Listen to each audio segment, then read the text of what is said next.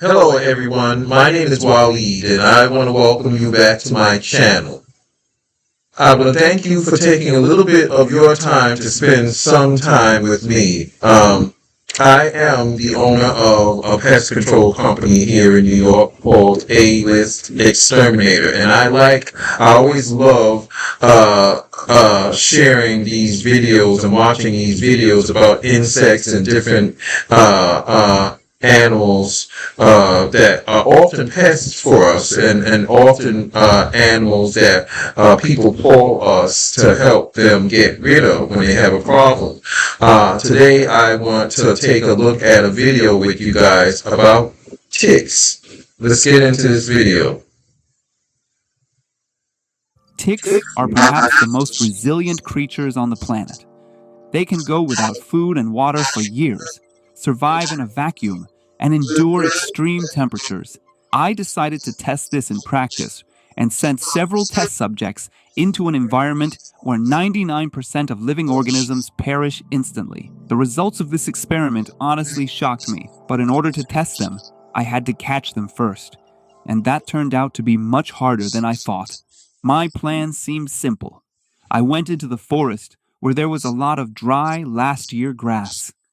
I thought that ticks climbed to a height of 1 to 1.5 meters to latch onto a passing victim. Therefore, as a tool, I used an ordinary disposable baby underpad. It is white. Any insect is perfectly visible on it. I walked through the thickets for 3 hours on the first day, then another 3 hours the next day, changing 5 locations. The result was absolute zero. I found nothing. What was my mistake? I began to study their habits more deeply and realized that I had acted too simplistically. Ticks are not stupid insects that just sit and... I will say that this guy was very committed to his mission, spending 3 hours in forested, wooded areas looking for ticks on 2 different occasions. So that is at least 6 hours looking for ticks. Very committed. I'll give that to him. Wait, they are such perfect hunters that I couldn't even have imagined it, and they have their own clear rules. It turned out that I needed to look not just for a forest, but for specific points of concentration, and here is what is important for them. Humidity. Ticks are extremely sensitive to drying out. Therefore, they love lowlands and riverbanks. It is always humid there, even if the sun is scorching in open areas. Movement. Why sit deep in the forest where no one walks? Ticks congregate along paths. They orient themselves by the smell of sweat, exhaled carbon dioxide, and heat. As soon as I changed my strategy and went to the river, to the trails where people and animals walk, things started moving. In just 30 minutes, I caught 5 highly active individuals. I became interested in their history, and what I learned is impressive and frightening at the same time. Ticks are arachnids, but they branched off from the spiders familiar to us hundreds of millions of years ago. The oldest tick finds in amber are about 100 million years old, but according to genetic research, they appeared much earlier, approximately 300 to 400 million years ago. One of the things that I will say about ticks as a pest control professional is that it's very rare that we get calls about ticks, and when there is a problem with ticks, a lot of times, you'll find that someone's pet got ticks, and in those situations, the pet owner would have to visit a vet to take care of that. But sometimes we have to go into that person's home to make sure that there are no ticks in the home, especially around the pet's bedding where the pet is sleeping. And but it's not a very common problem that we have to deal with as pest control professionals. I will say that. They existed on the planet even before the first mammals appeared here. In 2017, a unique specimen was found in a piece of Burmese amber, a tick entangled in a dinosaur feather. They sucked the blood of Tyrannosaurs and Spinosaurus. Look at it up close. An adult has 8 legs, and each one is a perfect mechanism for fixation. On the ends of their legs, they have claws and suckers. This allows them to hold on to any surface so tightly that they are difficult to blow off, even with a strong stream of air, or wash away with water. Most exotic ticks do not have eyes in the usual sense. Instead, the hauler's organ is located on the front legs. This is a complex system of receptors that detects infrared radiation, the victim's heat, and the concentration of carbon dioxide from dozens of meters away. What we call the head is actually a complex instrument. There are chelicerae that cut the skin, and a hypostome, a kind of barbed harpoon that anchors securely inside the wound. And the most frightening thing, look at it now. Over these hundreds of millions of years, ticks have practically not changed. Their biological design turned out to be so successful and perfect for parasitism. They survived the Great Extinction, which wiped 75% of all living things off the face of the earth. The ticks didn't give a damn about any of it. They simply fell into anabiosis and waited for their hour. Well, now let's check if they will be just as indifferent to what I have prepared for them today. I chose 5 substances that are in almost every home: acetone, vinegar, hydrogen peroxide, baking soda, and kerosene. I did not conduct experiments with ordinary water. I'll just say that It is amazing how ticks are designed to hone in on their victims. They hone in on things like sweat, body heat, the carbon monoxide that we breathe, that the victim is breathing out. And they zero in on their victims, and it is amazing how well designed they are for grabbing hold of those victims and latching on to the hairs or feathers or skin, and how it is amazing how well designed their head is for digging in and biting and getting the blood meals that they are looking for. ticks can easily live in it for more than 3 weeks. They literally don't care about the lack of oxygen in the water.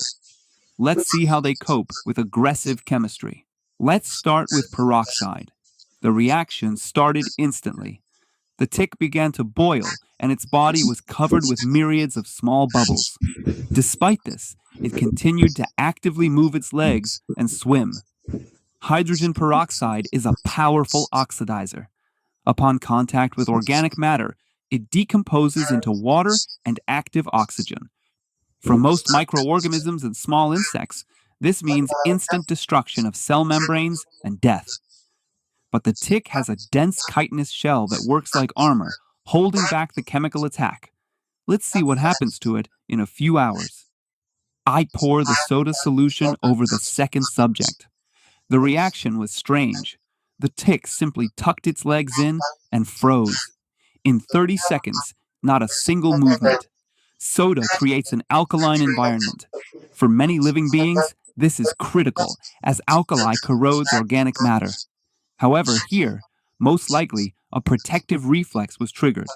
The tick felt the change in the environment and sealed itself, closing its spiracles, breathing holes, so that the chemistry would not get inside.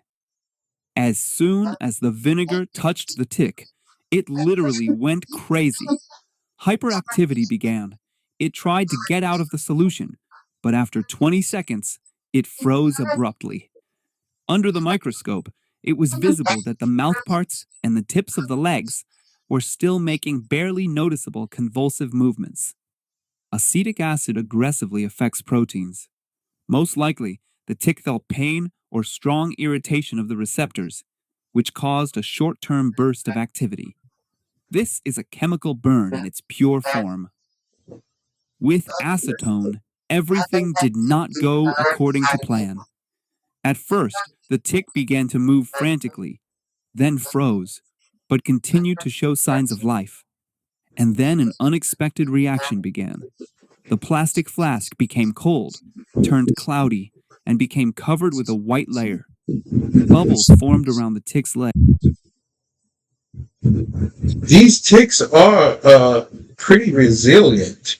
Um, these are interesting experiments that this gentleman is conducting on these ticks, and it's interesting to see how these ticks are responding to each of these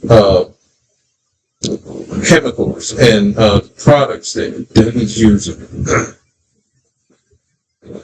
Legs. Acetone is a powerful organic solvent. It began to dissolve the plastic of my flask, and this reaction is endothermic, so the temperature dropped sharply. The white layer is the precipitating polymer.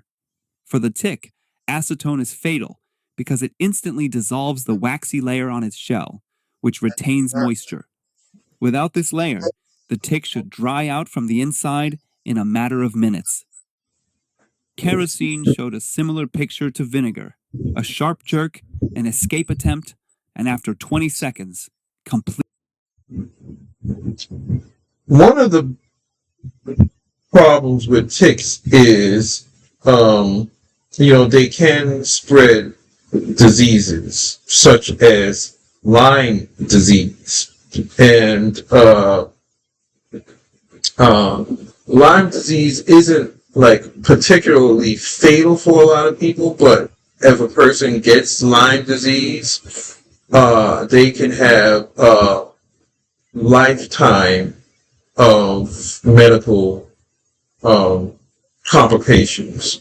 So ticks can spread disease, unlike, for example, bed bugs. It's amazing to know that bed bugs aren't known to spread any kind of diseases, and they've been with us for millions of years, biting us and sucking our blood, but there has never been a case of bed bugs spreading any diseases, unlike ticks.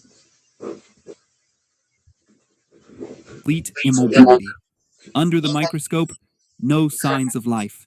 What is the power of kerosene? Unlike water, kerosene has extremely low surface tension.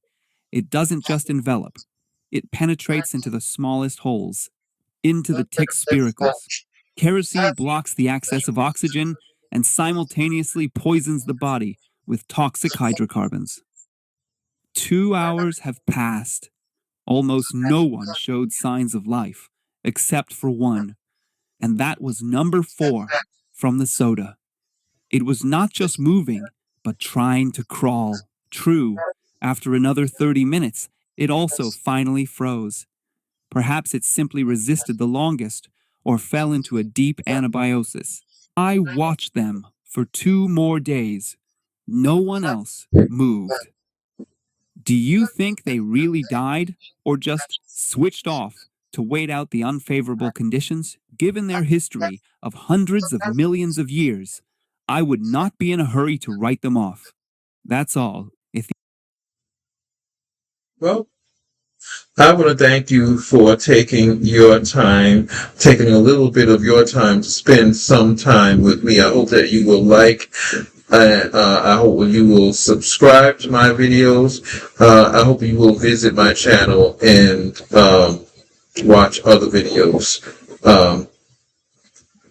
I'm wondering if you learned anything about ticks today. If you did learn anything about ticks today, leave a comment. Tell me what you discovered or what you learned about ticks that you may not have known previously. Take care, and thanks again for visiting my channel.